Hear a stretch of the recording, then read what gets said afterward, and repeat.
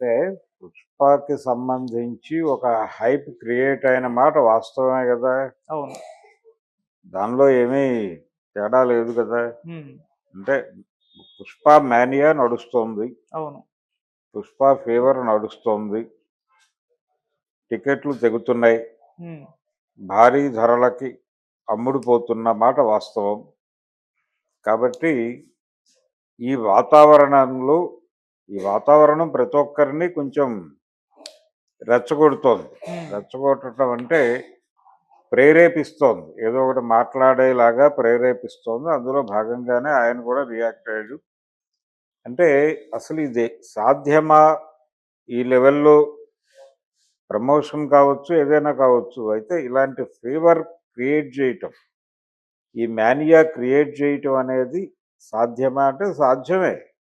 గతంలో కూడా కొన్ని సందర్భాలున్నాయి. చాలా వ్యూహాత్మకంగా ఇలాంటి రచనలు జరుగుతాయి. హ్మ్.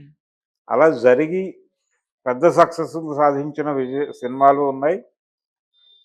ఓవర్ ఎక్స్‌పెక్టేషన్స్ దెబ్బతిని ఢమాల్మన్నటువంటి సినిమాలు కూడా ఉన్నాయి.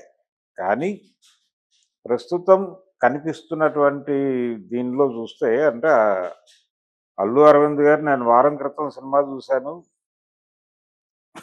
'మగధీర' టైంలో నా ముఖంలో కనిపించిన వెలుగు ఈ సినిమా చూసొచ్చాక కనిపించిందని తన వైఫ్ తనతో చెప్పినట్టుగా అరవింద్ గారు చెప్పాడు. అవును. అంటే 'మగధీర' లెవెల్‌లో ఉంది సినిమా అనేది ఆయన చెప్పకనే చెప్పాడు. అంటే తన ఎక్స్‌పీరియన్స్ అది. అరవింద్ గారి ఎక్స్‌పీరియన్స్ ఆయన చెప్పుకున్నాడు. సో, వర్మ గారు సినిమా చూసుండడే. హ్మ్. సినిమా చూడలేదు గానీ, బయట జరుగుతున్నటువంటి వాతావరణం, హడావిడి, టిక్కెట్లు, రేట్లు, అలాగే అరవింద్ మాటలు గాదు గానీ, అల్లు అర్జున్ మాట్లాడుతున్నటువంటి పద్ధతి, ఈ టోటల్ ప్రమోషనల్ ఈవెంట్స్ ప్రతి దానిలోనూ తను కొంత డిఫరెంట్‌గానే మాట్లాడుతున్నాడు. అలాగే ఈ ఫ్యాన్స్‌ని ఆయన ఆర్మీ అని పిలవటాలు ఇవన్నీ, అవును. ఇవన్నీ చూస్తే అంటే కొంచెం యాటిట్యూడ్ ఎక్కువ చూపిస్తున్నాడు, ఓవర్ యాక్షనా ఇది అని కూడా విమర్శలు వస్తున్నాయి ఆయన మీద. ఓవర్ యాక్షన్ చేస్తున్నాడు అల్లు అర్జున్ అనే మాట కూడా సర్క్యులేషన్‌లో ఉంది.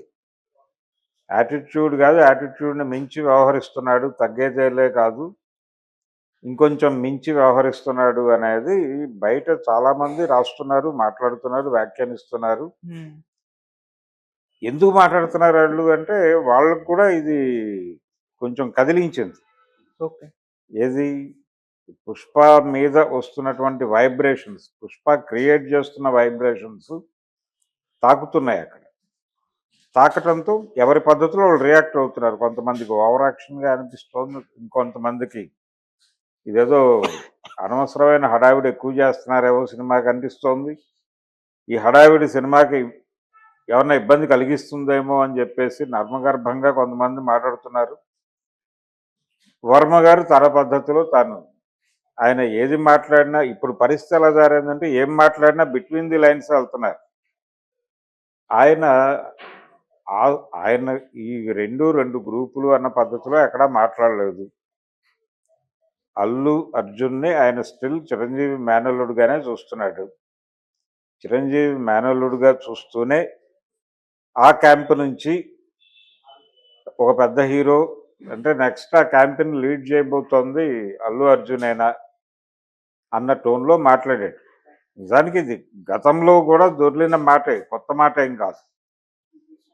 ఇంతకు ముందు కూడా అంటే ఆరెంజ్ ఇవి ఇబ్బంది హ్మ్. పెట్టి అల్లు అర్జున్ సినిమాలు నడుస్తున్న రోజుల్లో కూడా ఈ మాట దొర్లింది. అయితే వర్మ నుంచి దొరలేదు. వేరే రకరకాల వ్యక్తుల నుంచి నడిచింది చర్చ. ఓకే. బహుశా ఆ సందర్భంగానే కొంచెం మెగా అభిమానులు అల్లు అర్జున్ పట్ల కొంచెం చిరాకు ప్రదర్శించటం కూడా ఆ టైం నుంచే మొదలైనట్టుంది. ఇప్పుడు మళ్ళీ వీళ్ళందరూ వర్మ గారి ట్వీట్ మీద రియాక్ట్ అయ్యే ప్రయత్నాలు చేస్తున్నారు. ఇది ఆయన మాట్లాడిన మాటలో తప్పేం లేదు. ఆ 2 కుటుంబాలు కలిసే ఉన్నాయి స్టిల్ ఇప్పటికీ. ఆ ఫ్యామిలీస్ నుంచి వస్తున్న హీరోల్లో ఒక కొత్త ప్రభంజనాన్ని క్రియేట్ చేయబోతున్నాడు అనే ఉద్దేశంతో అల్లు అర్జున్ని అభినందించాడు అంతే ఆయన. హ్మ్. అభినందించాడు గానీ అక్కడేదో చీలికలు తేవాలి, పేలికలు చేయాలి, లేకపోతే అదొక కాన్స్పిరసీ థియరీ అవేవి ఉన్నాయని నేనైతే అనుకోవడం లేదు. ఆయనకు తెలుసు. హ్మ్. ఇలాంటి కాన్స్పిరసీ థియరీలు ఎన్ని చేసినా అక్కడ అరవింద్ గారు ఉన్నాడక్కడ. హ్మ్. ఆయన హ్యాండిల్ చేయగలడు అనేది వర్మ గారికి తెలియంది కాదు. వర్మ గారి ప్రొడ్యూసర్ కూడా వర్మ గారి ప్రొడ్యూసర్ కూడా అరవింద్ గారు. ఓకే. అరవింద్ గారి బ్యానర్‌లో కూడా ఈయన ఒక సినిమా చేసున్నాడు గతంలో హ్మ్. హిందీలో. కాబట్టి అరవింద్ గారికి వర్మ తెలియకపోవడం లేదు. వర్మ గారికి అరవింద్ గారు తెలియంది లేదు. సో, ఆ కాంటెక్స్ట్‌లో చిరంజీవితో సినిమాయే వర్కౌట్ అవ్వలేదు ఆయనకి. మొదలై ఒక పాట తీసి ఆగిపోయారు ఆళ్ళు. దత్తు గారి బ్యానర్‌లో. చూడాలని ఉందనుకుంటా. హ్మ్. చూడాలని ఉంది. ఆ టైంలో. హ్మ్. అది వర్కౌట్ అవ్వలేదు. ఇక తర్వాత కాంబినేషన్‌తో ఎవరు సినిమా చేసే ప్రయత్నము చేయలేదు. అది ఆగిపోయింది. హ్మ్. రీజన్స్ రకరకాలుగా చెప్తారు. వీళ్ళు కూడా ఇద్దరు చిరంజీవి గారు ఎక్కడ మాట్లాడలేదు గానీ, వర్మ గారు ఒక చోట అది తన మిస్టేకే అన్నట్టుగానే ఆయన మాట్లాడాడు. అది అయిపోయిన చరిత్ర. ఇప్పుడు ఆయన కొత్తగా ఈ ఏరియాలో ఏదో చెయ్యాలి అని అనుకోవట్లేదు. ఆయనకి ఈ పిక్చర్ మీద పూర్తి అవగాహన ఉంది. వ్యక్తుల మీద అవగాహనలున్నాయి. ఆ అవగాహనలతోనే మాట్లాడాడు ఆయన. మాట్లాడి గిల్లే పద్ధతిలో చూస్తున్నారు దీన్ని. ఇక్కడ మెగా అని వాడటం వెనకాల వాళ్ళని గిల్లుతున్నాడు ఈయన అని. అదే. హ్మ్. ఆ గిల్లటంగా చూడాలా వద్దా అనేది వేరే ఇది. హ్మ్. ఆయన క్లియర్‌గా గిల్లాడే అనుకుందాం పోనీ. గిల్లి వాళ్ళకి కూడా చెప్తున్నాడు అనుకుందాం. హ్మ్. ప్రస్తుతం ఈ కాంపౌండ్ నుంచి వస్తున్న హీరోల్లో ఒక ప్రభంజనం క్రియేట్ చేయబోతున్నటువంటి హీరో డెఫినెట్‌గా అల్లు అర్జునే. హ్మ్.